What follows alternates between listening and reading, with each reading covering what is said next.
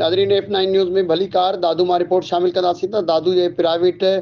ग्रोइनिंग star science language centre में stage मुक़ाबलो थी गुज़रियो, जंहिंमें चीफ गेस्ट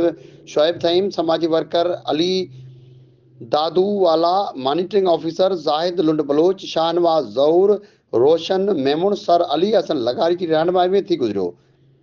दादू तरफ़ां महाना नर्सरी का यूनिवर्सिटी लेवल ताईं चटाभेटी तकरीरी दिलचस्प ज़हनी शागिर्दनि ने मुख़्तलिफ़ टॉपिक्स ते इंग्लिश स्पीच मुक़ाबला पिणु थी गुज़रिया, जिन तकरीब में उस्ताद, वालिदैन, सहाफ़िन भरपूर शिरकत कई। पहिरें, ॿीं ऐं टीं पोज़ीशन खणंदड़ शागिर्दनि ज़ैद इब्राहिम, ज़ीशान लुंड, एडवोकेट इरफान जतोई, एडवोकेट महताब शेख, फ़ाइज़ा जमाली,